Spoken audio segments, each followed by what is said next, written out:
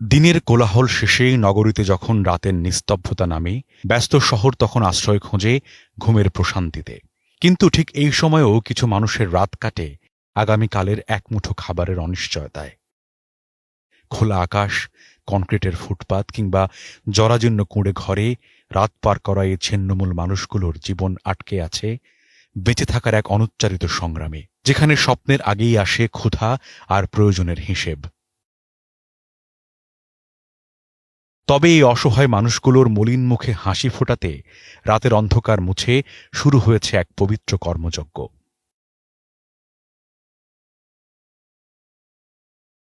বিশাল সব চুলায় জ্বলে উঠছে দাও দাও আগুন।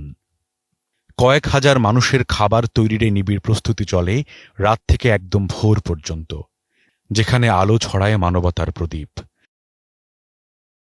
বিরামহীন হাতে চলে ধারালো ছুরি আর বিশালাকার খুন্তি হাতার একটানা ছন্দ।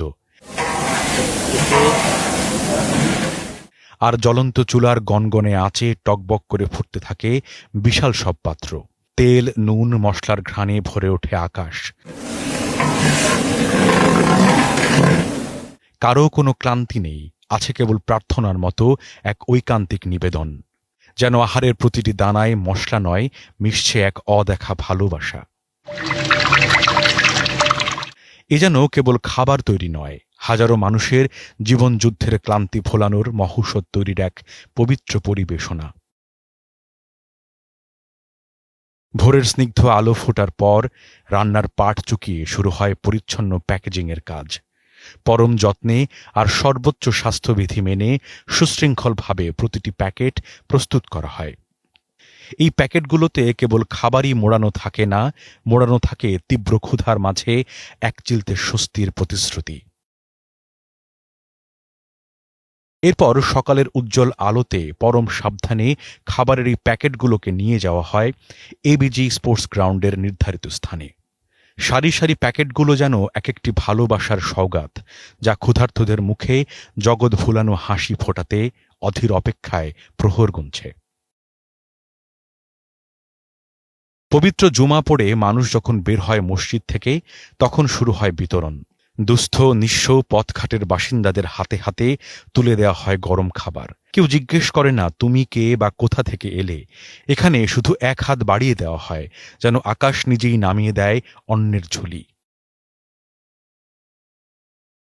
নিশ্চয়ই মানুষগুলো তুষ্টির হাসির পেছনে যিনি কাজ করছেন, তিনি এবিজির চেয়ারম্যান সায়েম সোভান আনভির।